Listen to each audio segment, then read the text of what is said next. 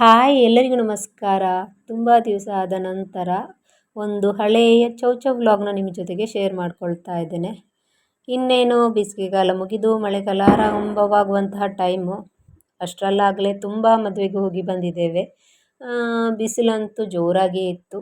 ಇಲ್ಲಿ ನಾನು ಮತ್ತು ನನ್ನ ಮಗ ಸೇರಿಕೊಂಡು ಮದುವೆಗೆ ಹೋಗ್ತಾ ಇದ್ದೇವೆ. ನನ್ನ ಚಿಕ್ಕಮ್ಮನ ತಮ್ಮನ ಮಗನ ಮದುವೆ ಆಯಿತಾ. ನಾವಲ್ಲಿಗೆ ತಲುಪಿದ್ದು ಆಯಿತು, ನಾವು ಹೊರಟಿದ್ದೇ ಲೇಟು. ಇನ್ನು ನನ್ನ ಅಪ್ಪ ಅಮ್ಮ ಆಮೇಲೆ ಅಣ್ಣನ ಮಗಳೆಲ್ಲ ಬಂದಿದ್ದರು ಅಲ್ಲಿಗೆ ಮದುವೆಗೆ. ಇನ್ನು ಚಿಕ್ಕಮ್ಮನವರು ಅವರೆಲ್ಲ ಸಿಕ್ಕಿದ್ರು. ನಾವು ಹೋಗುವಷ್ಟೊತ್ತಿಗೆ ಅರ್ಧಕ್ಕರ್ಧ ಜನ ಊಟ ಮಾಡಿ ಎಲ್ಲ ಹೋಗಿದ್ದರು. ತುಂಬಾ ದೂರ ಇತ್ತು ಅದು, ಹಾಗಾಗಿ ಇಲ್ಲಿ ನಾವು ಹೋಗಿ ಫಿಶ್ ಎಲ್ಲ ಮಾಡಿ ಊಟ ಎಲ್ಲ ಮುಗಿಸಿಕೊಂಡು ಅಲ್ಲಿಂದ ಹೊರಟೆವು. ಸ್ವಲ್ಪ ನೆಂಟರಿಷ್ಟರ ಹತ್ರ ಎಲ್ಲ ಮಾತಾಡಿಸಿ ಸ್ವಲ್ಪ ಹೊತ್ತು ಕಾಲವನ್ನು ಕಳೆದು ಆನಂತರ ಹೊರಟಿರುವಂಥದ್ದು. ಅಷ್ಟರಲ್ಲಾಗಲೇ ಮಳೆ ಸ್ಟಾರ್ಟ್ ಆಗೋಗಿತ್ತು. ಅದು ಒಂದು ಊರಲ್ಲಿ ಮಳೆ ಬಂದರೆ ಇನ್ನೊಂದು ಊರಲ್ಲಿ ಮಳೆ ಬರೋದಿಲ್ಲ ಅಲ್ಲ. ನಮ್ಮ ಆಚೆ ಮಳೆ ಇರಲಿಲ್ಲ, ಅಲ್ಲಿ ಅಂತೂ ಫುಲ್ಲು ಮಳೆಯೋ ಮಳೆ. ಇನ್ನು ಬಸ್ಸಲ್ಲಿ ಹೋಗಿದ್ದರಿಂದಾಗಿ ಬಸ್ ಸ್ಟ್ಯಾಂಡಲ್ಲಿ ಕಾದು ಕಾದು ಸಾಕಾಗೋಯಿತು. ಇಲ್ಲಿ ವಿಶ್ ಮಾಡಿದ್ದು ಆಯಿತು. ನೆಕ್ಸ್ಟ್ ಏನಿದ್ರೂ ಭೂರಿ ಭೋಜನಕ್ಕೆ ಹೋಗುವಂತಹ ಟೈಮು. ಅಲ್ಲಿಂದ ಹೊರಟು ಮಳೆ ಎಲ್ಲ ಮುಗಿಸಿ ಆದ ನಂತರ ನಮ್ಮ BC ರೋಡಿಗೆ ಬಂದೆವು ಆಯಿತಾ. BC ರೋಡಲ್ಲಿ ನೋಡಿ ಮೆರವಣಿಗೆ ಸಾಗ್ತಾ ಇದೆ. ಅಲ್ಲಿ ರಕ್ತೇಶ್ವರಿ ಅಮ್ಮಂದು ಬ್ರಹ್ಮಕಲಶ ನಡೀತಾ ಇತ್ತು. ಹಾಗಾಗಿ ವೇಷಗಳು ನೋಡಿ, ಇದು ಮೆರವಣಿಗೆಯಲ್ಲಿ ಸಾಗ್ತಾ ಇರುವಂಥದ್ದು.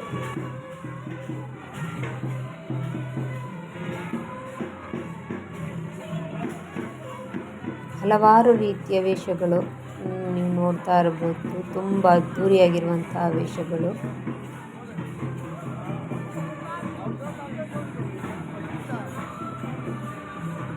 ಈ ಥರ ವೇಷಗಳು ನಮ್ಮ ಆಚೆಲ್ಲ ನೋಡೋದಕ್ಕೆ ಸಿಗುವಂಥದ್ದು ತುಂಬಾ ಅಪರೂಪ ಅಂತ ಹೇಳ್ಬೋದು. ನಾವಿಲ್ಲಿ ಬಸ್ಸಿಗಾಗಿ ಬಸ್ ಸ್ಟ್ಯಾಂಡಲ್ಲಿ ಕಾಯ್ತಾ ಇದ್ದೆವು. ಅಷ್ಟೊತ್ತಿಗೆ ಈ ಮೆರವಣಿಗೆ ಸಾಗಿರುವಂಥದ್ದು.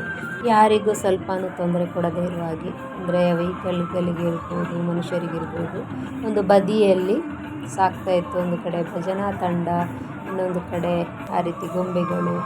ಆನಂತರ ನೋಡಿ ನೀವು ನೋಡ್ತಾ ಇರ್ಬೋದು ಬೇರೆ ಬೇರೆ ಭಜನಾ ತಂಡಗಳಿದ್ದವು.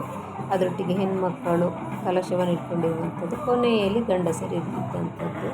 ಹಾಗೆಯೇ ನೋಡ್ತಾ ಹೋಗಿ ಯಾವ್ಯಾವ ರೀತಿಯೆಲ್ಲ ಸಾಗಿತ್ತು ಅಂತ.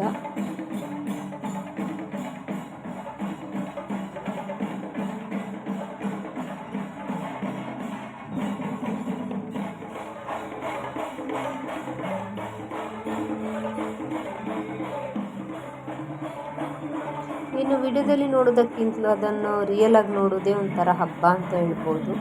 ಅಚಾನಕ್ಕಾಗಿ ನಾವು ಅಂದ್ಕೊಂಡೇ ಇರಲಿಲ್ಲ ಈ ಥರ ಒಂದು ನಮಗೆ ತುಂಬಾ ಖುಷಿಯಾಯಿತು. ಕೆಲವು ಜನರು ಅದನ್ನು ನೋಡ್ತಾ ಇದ್ರು, ಕೆಲವರು ಅವರ ಪಾಡಿಗೆ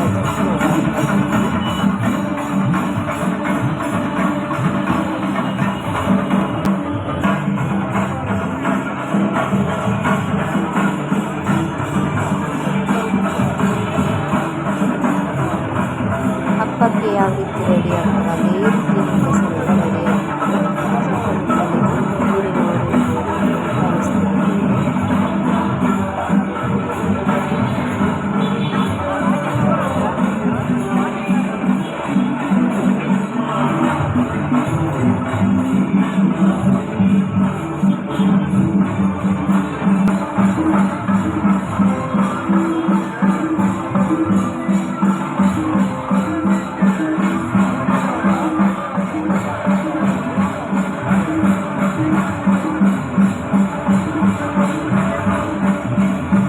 ಮದುವೆ ಮುಗಿಸಿ ಬಂದ ನಂತರ ಸಂಜೆ ನಮ್ಮ ಅತ್ತಿಗೆಯ ಮಗಳ ಮನೆಗೆ ಹೋಗಿದ್ದೇವಾಯ್ತಾ. ಅಲ್ಲಿ ಅವಳು ನೋಡಿ ಏನು ಸ್ಪೆಷಲ್ ಮಾಡಿದ್ದಾಳೆ ಅಂತ ಹೇಳಿದ್ದೊಂದು ಸುಕ್ಕ, ಅದರೊಟ್ಟಿಗೆ ಚಿಕನ್ ಸಾರು, ಚಿಕನ್ ಗ್ರೇವಿ ಎಲ್ಲ ಮಾಡಿದ್ಲು. ಇವರಿರುವಂಥದ್ದು ಅಪಾರ್ಟ್ಮೆಂಟಲ್ಲಿ 2 ಮನೆ ಇದೆ. ಊರಲ್ಲೊಂದು ಮನೆ, ಆಮೇಲೆ ಸಿಟಿಯಲ್ಲೊಂದು ಮನೆ.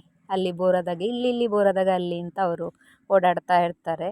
ಇಲ್ಲಿ ಅಂತೂ ತುಂಬಾ ವಾತಾವರಣ ತುಂಬಾ ಚೆನ್ನಾಗಿತ್ತು ಅಂತ ಹೇಳ್ಬೋದು. ನೋಡಿ ಈ ಥರ ಸ್ಪೇಸ್ ಇರುವಂತಹ ಜಾಗ ಸಿಗುವಂಥದ್ದು ತುಂಬ ಅಪರೂಪ. ಈ ರೀತಿ ಸುತ್ತಮುತ್ತಲಿನ ವಾತಾವರಣ ಇರುವಂಥದ್ದು ನಂಗಂತೂ ತುಂಬಾ ಇಷ್ಟ ಆಯಿತು. ಮೇಲ್ಗಡೆ ಅಷ್ಟು ಸ್ಪೇಸ್ ಇದ್ದು ಬಟ್ಟೆ ಒಣಗಾಕ್ಲಿಕ್ಕೆ ಇರ್ಬೋದು, ಮಕ್ಕಳಿಗೆ ಆಟ ಇಲ್ಲದ ಆಡ್ಲಿಕ್ಕೆ ಹೀರೋ ಇರ್ಬೋದು. ಬರೋದಿಲ್ಲ. ಆಮೇಲೆ ಕೆಳಗೆ ಕೂಡ ಹೀಗೇನೆ ಅಪಾರ್ಟ್ಮೆಂಟ್ ಓನರ್ ತುಂಬಾನೇ ಜಾಗ ಇಲ್ಲದ ಇದೆ. ಓನರ್. ನಾವು ಅಲ್ಲಿ ರಾತ್ರಿ ಎಲ್ಲ ಕಳೆದು ನೆಕ್ಸ್ಟ್ ಡೇ ಇದು ಮಧ್ಯಾಹ್ನ. ಅಷ್ಟೊತ್ತು ನಾನೇನು ವ್ಲಾಗ್ ಮಾಡ್ಲಿಕ್ಕೆ ಹೋಗಲಿಲ್ಲ. ಮಧ್ಯಾಹ್ನದ ಹೊತ್ತು ಊಟ ಮಾಡ್ಕೊಂಡು ಬರುವ ಅಂತ ಊಟ ಮಾಡಿ ನಂತರ ಹೊರಟಿರುವಂಥದ್ದು. ಇಲ್ಲಿ ಅವಳು ಅಡುಗೆ ಎಲ್ಲ ರೆಡಿ ಮಾಡಿ ಈಗ ಇಲ್ಲಿ ಬಟ್ಟೆ ಒಣಗಾಕ್ಲಿಕ್ಕೆ ಅಂತ ಮೇಲೆ ಬಂದು ಇದು ಅವಳ ಮಗ, ಇನ್ನೊಬ್ಬ ಮಗ ಬೆಂಗಳೂರಲ್ಲಿದ್ದ ಓದ್ತಾ ಇದ್ದಾನೆ. ಬಟ್ಟೆ ಒಣಗಾಕಿದ್ದಾಯಿತು. ಈಗ ಕೆಳಗೆ ಇಳ್ಕೊಂಡು ಬರ್ತಾ ಇದ್ದೇವೆ. ಇಲ್ಲಿ ಬರುವಷ್ಟೊತ್ತಿಗೆ ಎಲ್ಲ ರೆಡಿ ಮಾಡಿಟ್ಟು ಹೋಗಿದ್ಲು ಊಟಕ್ಕೆ ಅಂತ. ಮುಂದುಗಡೆ ಅವರ ಮನೆ ಮುಂದುಗಡೆನೂ ಅಷ್ಟೇ ನೋಡಿ ಎಷ್ಟು ಚೆನ್ನಾಗಿದೆ ವಾತಾವರಣ ಅಂತ. ಹೊರಗೆ ತೆಂಗಿನ ತೋಟ ಕಾಣಿಸುವಂಥದ್ದು.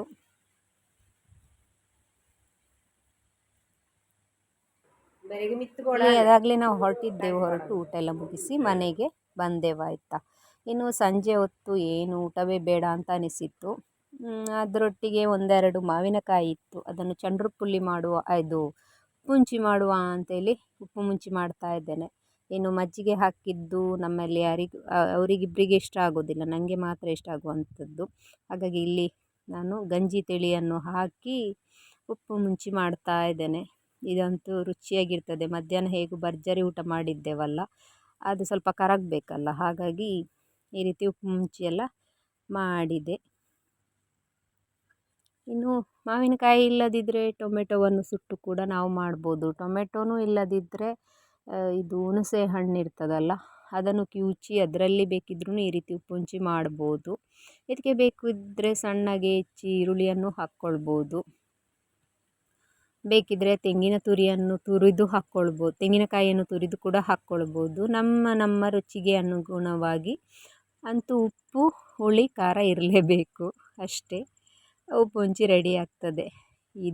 ಇದರಲ್ಲಿ ಊಟ ಮಾಡಿದರೆ ಅಂತೂ ಮಾತ್ರ ಸ್ವಲ್ಪ ಹೊತ್ತಾಗಬೇಕಿದ್ರೆ ಪುನಃ ಕೋಳಿಯ ಹಸಿವಿರ್ತದಲ್ಲ, ಅದೇ ರೀತಿ ಗಡಿ ನಮಗೆ ಹಸಿವಾಗ್ತಾ ಇರ್ತದೆ. ಏನು ಮಾಡೋದು, ಬಾಯಿಗೂ ರುಚಿ ಇರಬೇಕು, ಜೀರ್ಣನೂ ಸರಿಯಾಗಬೇಕು ಅಂತೇಳಿದರೆ ಈ ರೀತಿ ಉಪ್ಪು ಮುಂಚಿ ಮಾಡಿಕೊಂಡು ಊಟ ಮಾಡಿದರೆ ಒಳ್ಳೆ ರುಚಿಯಾಗಿರ್ತದೆ. ಈ ಜ್ವರ ಬಂದ ಟೈಮಲ್ಲೆಲ್ಲ ಅದರ ಜೊತೆಗೊಂದು ಇಲ್ಲಿ ಬೀಟ್ರೂಟ್ ಪಲ್ಯ ಕೂಡ ಮಾಡಿದ್ದೆ. ಇದಾಗಿತ್ತು ಇವತ್ತಿನ ಚೌ ವ್ಲಾಗ್. ಈ ವ್ಲಾಗ್ ಇಷ್ಟ ಆದರೆ ಲೈಕ್ ಮಾಡಿ, ಶೇರ್ ಮಾಡಿ, ಕಮೆಂಟ್ ಮಾಡಿ. ಅದೇ ರೀತಿ ನೀವಿನ್ನೂ ಈ ಚಾನಲ್ಗೆ ಹೊಸಬರಾಗಿದ್ದಲ್ಲಿ ಪ್ಲೀಸ್ ಸಬ್ಸ್ಕ್ರೈಬ್ ಮಾಡಿಕೊಂಡು ವೀಡಿಯೋಸ್ನ ನೋಡಿ.